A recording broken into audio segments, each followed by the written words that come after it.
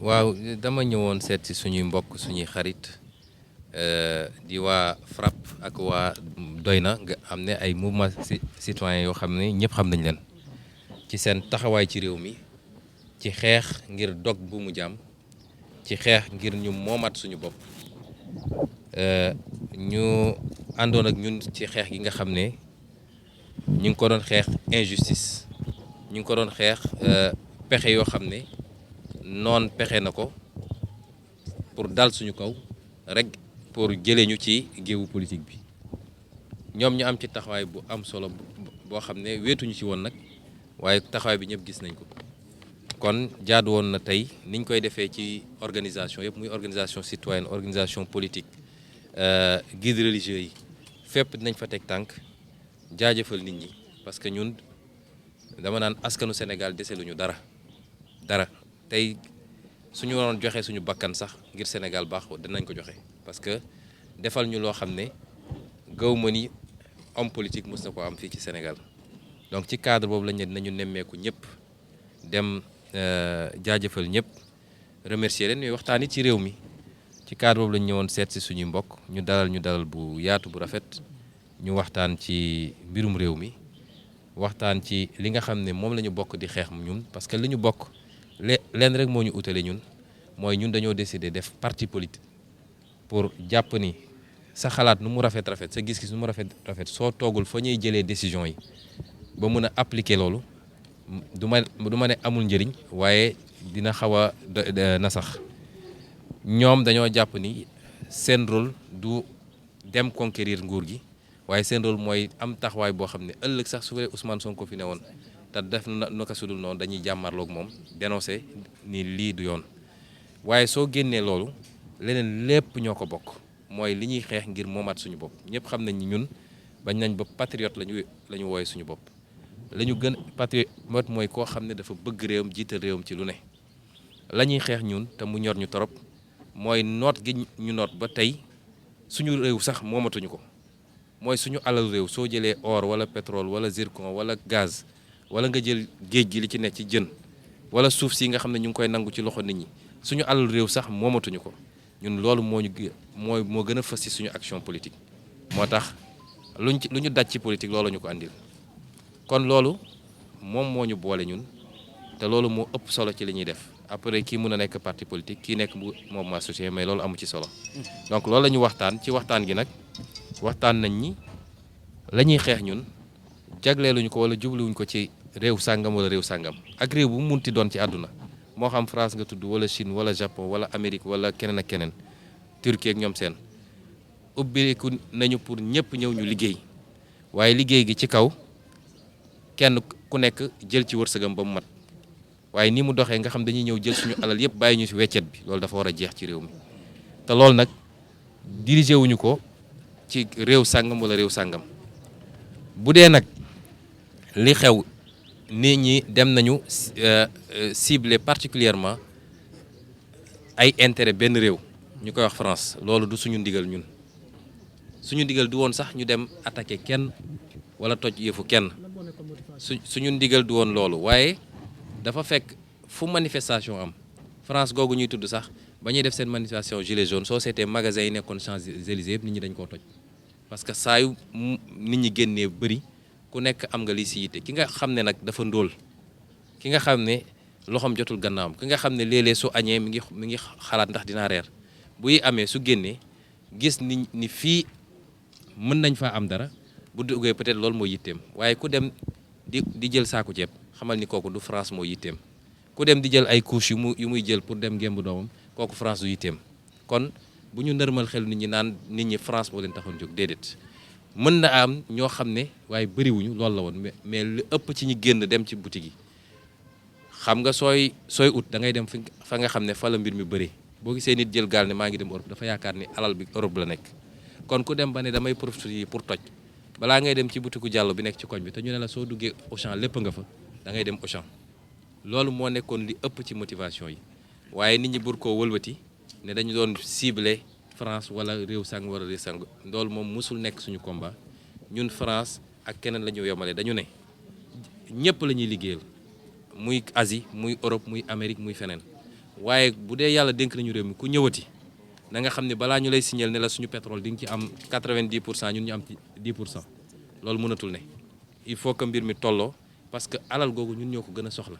ndóol fii la ëppee ñàkk xëy fii la ëppee bañ a mën a faju fii la ëppee bañ a mën a jàng ci école yu baax fii la ëppee lan moo waral ñu continuer nangu mbir mi ñu koy yóbbu loolu nag bu ñu ko waxee balaa ngay xool kan mooy responsable ci bitim réew da ngay njëkk a xool kan mooy responsable sa réew lan moo tax suñuy njiit di accepter def loolu lan moo tax ñuy accepter signer loolu tey am na koo xam ne dem na am lu mu diglanteeg waa Union européenne ba tey waa Union européenne lu ñu mën a def pour jàppale ko dinañ ko jàppale parce que gëm nañ ni li ñu mën a am ak moom duñ ko am ak keneen suñ ko mënoon a jàppale ba mu am 3e mandat dinañ ko def parce que jàpp nañ ni ku mel ni Ousmane Sonko su ñëwee contrat yi dinañ ko xoolaat marché yi dinañ ko xoolaat leneen ak leneen loolu moo war a jeex ci Sénégal parce que ndaw ñiy génn su Ousmane Sonko taxul ñu génn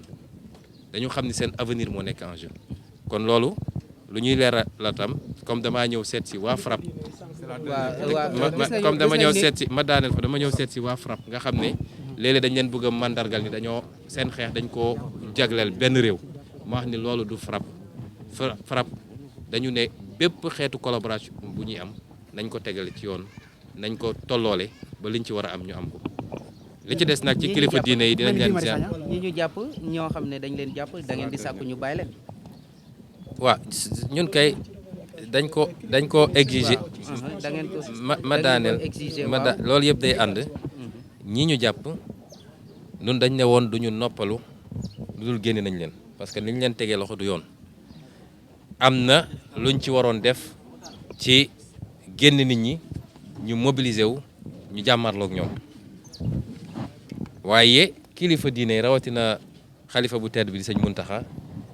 daf cee xool gis lii responsabilité am ci réew mi li fi xew naqari ko lool ba nelawatul li ma wax dama koo xam mu ne nag dinaa ci dox jéego ba lii bu mu amati mu defal ñu teranga boo xam ne ak jox ñu cër goo xam ne mënuñu koo fay ndax mënoon nañu woo ñu fekki ko Touba waaye dafa yebal ay délégation ne leen dem leen seetal ma ñi toog waxtaan ak ñoom bi ñu ñëwee ñu waxtaan mu ne ñu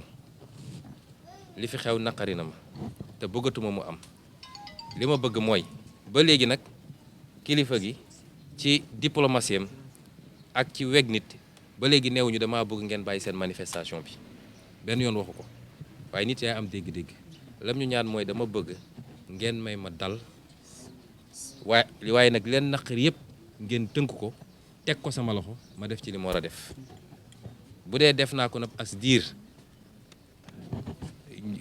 amuñu ci résultat bi ñu bëgg bu boobaa man sama jaan wàcc na ñu nangul ko loolu dégg ñun ñoo jël suñu responsabilité ne manifestation bi ñu waroon def ci ëllëg sa teggi nañ ko loolu nangul nañ ko kilifa gi daal di jël suñuy revendication def ko ci 10 poñ ci fukki poñ teg ko ci loxoom. Oui, dans le cadre de nos tournées de remerciement de toutes les organisations qui ont eu à nous soutenir dans cette épreuve que nous traversons, nous étions venus aujourd'hui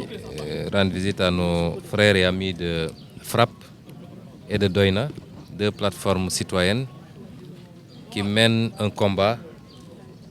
connu de tous les Sénégalais contre l'injustice, toutes les formes d'injustice et pour la souveraineté nationale. Vous savez très bien que notre action politique est fondamentalement assise sur la souveraineté nationale, le combat pour la souveraineté nationale. Notre action politique est fondamentalement axée sur la problématique du patriotisme et donc, indépendamment des formes d'organisation qui peuvent être différentes, nous partageons énormément de choses avec ces deux plateformes, puisque notre action politique est également orientée vers la lutte contre toutes les formes d'injustice, les accaparements des ressources naturelles, des ressources foncières, des ressources halieutiques, ce que nous partageons avec ces deux plateformes. Et nous étions venus donc pour les remercier d'avoir massivement participé à cette lutte contre ce combat contre le complot qui a été ourdi contre ma personne, de s'être déployé médiatiquement pour clarifier un certain nombre de choses, mais de s'être mobilisé également sur le terrain pour nous permettre d'instaurer le rapport de force que tout le monde a pu constater. C'était des discussions intéressantes et avec la plateforme Frappe, par exemple, nous avons pu aborder certaines problématiques, certains amalgames qu'il faut lever, puisque souvent quand on parle de Frappe, on ajoute tout de suite France dégage. Dans les discussions que nous avons toujours tenues avec mon frère Guy Marius Sagna, j'ai toujours dit que nous n'avons pas de problème avec la France. Notre combat n'est pas mené contre un pays particulièrement, que la question de la souveraineté se pose de manière générale dans nos relations avec tous nos partenaires et qu'aujourd'hui on a des partenaires qui ont des relations beaucoup plus désavantageuses pour le Sénégal avec nous et qu'aujourd'hui il faut poser la question simplement de manière générale en termes de relations équilibrées avec tous nos partenaires, qu'ils soient asiatiques, européens, américains. Nous ne voulons plus de ces relations déséquilibrées où on vient nous prendre nos ressources naturelles, on vient nous imposer des marchés publics, on vient nous prendre des ressources halieutiques, alors que nos populations ont plus besoin de ces recherches pour combattre la pauvreté, créer des emplois pour la jeunesse. C'est un combat légitime que tous les États mènent, mais qui n'est pas dirigé fondamentalement contre tel ou tel autre État. Au-delà, nous avons des relations séculaires avec un pays comme la France. Nous avons beaucoup d'amis et de partenaires. Je crois que nous avons des acteurs politiques français qui tiennent ce discours autant que nous le tenons. Nous avons une amitié des peuples, donc nous ne sommes pas dans cette logique et je crois que ça n'a jamais été la logique de nos amis de Frappe. C'était des campagnes particulièrement contre le franc CFA, peut-être qui ont mené à ces slogans, mais nous voulons lever ces amalgames qui peuvent être perçus comme une animosité dirigée contre un pays ou un peuple, ce qui n'a jamais été le cas. Nous travaillerons avec tout le monde, nous continuons à avoir des partenaires, nous sommes au XXIe siècle quand même avec un monde ouvert. Tout ce que nous exigeons et que nous voulons appliquer, c'est un partenariat beaucoup plus juste, beaucoup plus équilibré, qu'on gagne mieux, nos partenaires gagnent également. Et c'est en ce sens que en tout cas, c'est seulement dans ces conditions-là que nous pouvons corriger et avoir les moyens de construire notre propre développement et avoir un progrès qui bénéficie à nos peuples. Ce sont des enseignes françaises qui ont été attaquées? Oui, mais ces enseignes françaises n'ont pas été attaquées avec des motivations politiques. Je crois que les casses, ça existe partout. Quand il y a les manifestations des Gilets jaunes en France, il y a eu des casses. Et donc, dans tout mouvement massif, il y a des casses. Et ces casses traduisent d'abord et prioritairement l'échec des politiques économiques et sociales du régime en place, qui n'ont pas pu résorber le chômage, qui n'ont pas pu amoindrir la pauvreté. Et quand des gens profitent de ces situations pour casser, c'est parce qu'ils ont faim, ils vont là où il y a l'abondance. Il n'y a qu'une chaîne de supermarchés au Sénégal, à ce que je sache. Au lieu de faire les petites boutiques de quartier, ils vont là où il y a l'abondance. Quand vous voyez une vieille maman qui dit « Moi, ce qui m'intéresse, c'est d'avoir des couches bébés pour mon petit-fils », vous comprendrez que cette vieille maman n'est pas venue ici avec des motivations idéologiques. À la marge, il peut y avoir quelques motivations idéologiques, mais ce n'était pas notre combat à nous. Nous le déplorons, comme toutes les casses qu'ont subi les Sénégalais. Il y a des Sénégalais qui ont été attaqués, il y a des magasins sénégalais qui ont été pillés, il y a des véhicules sénégalais qui ont été caillassés. Nous le déplorons, nous le condamnons et nous disons que ce n'est pas ça notre combat. Nous ne pouvons pas porter et promouvoir l'investissement direct étranger et en même temps diriger les gens contre ces investisseurs étrangers. Guy Marius Sagna est toujours en prison. Est-ce qu'aujourd'hui vous allez mener ce combat afin qu'il soit libéré? Vous aviez exigé lors de votre première sortie. Nous avons plus de 120 personnes actuellement dans les geôles de Macky Sall. Le combat ne se limite pas à Guy Marius Sagna, même si le personnage revêt une importance particulière dans la lutte globale que nous menons pour la souveraineté de nos pays.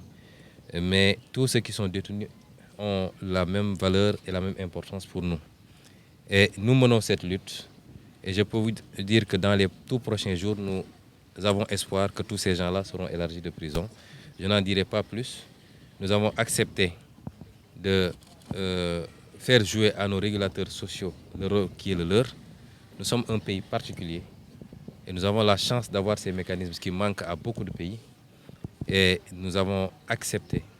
je ne dis même pas la demande, mais le ndigal du Khalife général des Mourides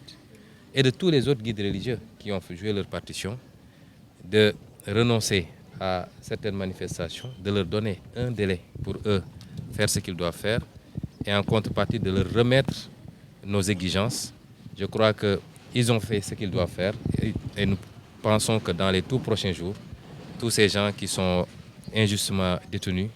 dans les geôles pour simplement avoir manifesté, alors que de grands criminels continuent à circuler tranquillement du simple fait qu'ils sont dans le camp de Macky Sall, nous avons espoir que dans les tout prochains jours, tous ces gens-là retrouveront la liberté et leur famille. Pastef PDS, une alliance? Je suis aujourd'hui venu voir Doïna et Frappe. Ce que je devais dire pour le PDS, je l'ai dit hier. En levant, vous ne ratez pas un momentum. Si les autres exigences ne sont pas suivies des faits, qu'allez-vous faire? Mais nous ferons ce que nous avons déjà fait. Je crois que le peuple est suffisamment motivé et mobilisé. Nous ne ratons absolument pas de momentum. Dans la stratégie de lutte, il faut savoir marquer chaque étape. Mais je pense qu'aujourd'hui, si ceux qu'on a en face de nous n'ont pas suffisamment décrypté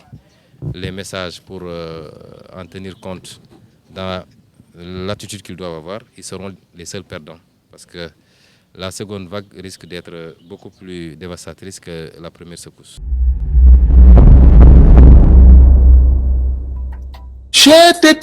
mais yow sa waay yow fu ñu la fekk yaa ngi ci kanamu ordinateur bi wala sa kanamu tablette ba sa téléphone portable lu xew. mais damay lire ay information